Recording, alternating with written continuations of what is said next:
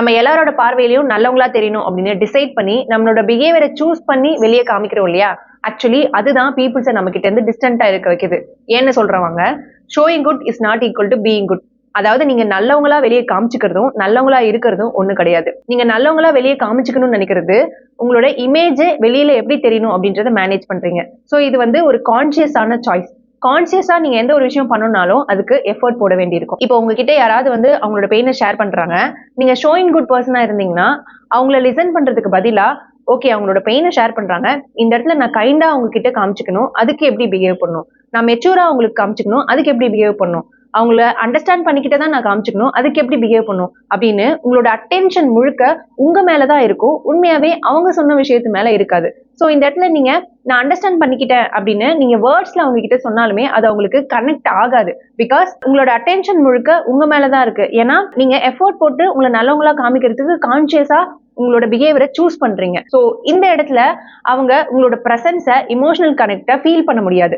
Because உங்களோட words வந்து இங்க டெக்னிக்கலி கரெக்ட் தான். ஆனா உங்களோட டோன், உங்களோட பாடி, உங்களோட பிரசன்ஸ் அண்ட் உங்களோட எனர்ஜி வந்து அவங்கள உண்மையாவே புரிஞ்சுக்கிட்டதா இல்ல.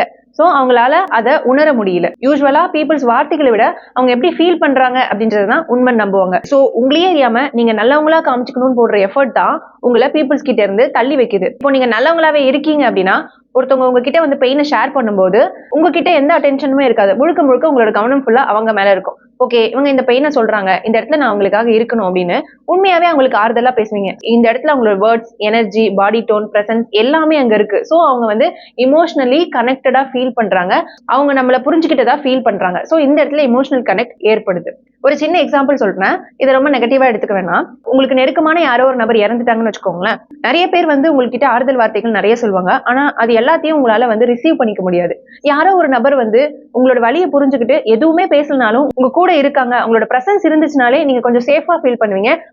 உங்களோட வலியை அண்டர்ஸ்டாண்ட் பண்ணிக்கிட்டதா ஃபீல் பண்ணுவீங்க. சோ உங்களோட வேர்ட்ஸை விட உங்களோட ட்ரூ பிரசன்ஸ் தான் அவங்கள உண்மையாவே எமோஷனலி கனெக்ட் பண்ண வைக்குது. எமோஷனல் கனெக்ட் இங்க இல்லைன்னா எந்த ஒரு பர்சனுமே உங்ககிட்ட வந்து கம்ஃபர்டபுளா ஃபீல் பண்ண மாட்டாங்க, சேஃபா ஃபீல் பண்ண மாட்டாங்க. சோ நீங்க எப்பவுமே நல்லவங்களா தெரியணும், எப்பவுமே பெர்ஃபெக்ட்டா தெரியணும்னு வந்து ஒரு எஃபர்ட் போட வேண்டாம். அது ஆக்சுவலி பீப்புள்ஸை தள்ளி வைக்கும். பெர்ஃபெக்ஷனை பீப்புள்ஸ் ட்ரஸ்ட் பண்ண மாட்டாங்க. இம்பர்ஃபெக்ஷனா இருந்தாலுமே ட்ரூத்தா உண்மையா நீங்க இருக்கீங்க இல்லையா, அதுதான் பீப்புள்ஸ் ட்ரஸ்ட் பண்ணுவாங்க. சோ நீங்க எஃபர்ட் போட்டு ஒருத்தவங்க கிட்ட பெர்ஃபெக்ட்டா தெரியணும்ன்றத நிப்பாட்டிட்டு உண்மையாவே அவங்களை கவனிங்க. அவங்களை கவனிச்சிங்கனாலே அவங்களோட பெயின் உங்களுக்கு புரிய ஆரம்பிக்கும், அவங்க என்ன சொல்றாங்கன்றது உங்களுக்கு புரிய ஆரம்பிக்கும். சோ உங்களுக்கு புரிஞ்சுச்சுன்னா உங்களோட ரெஸ்பான்ஸ் ரொம்ப நேச்சுரலா இருக்கும், எமோஷனலி கனெக்டபிளா இருக்கும். Hope you understand. Thank you to all.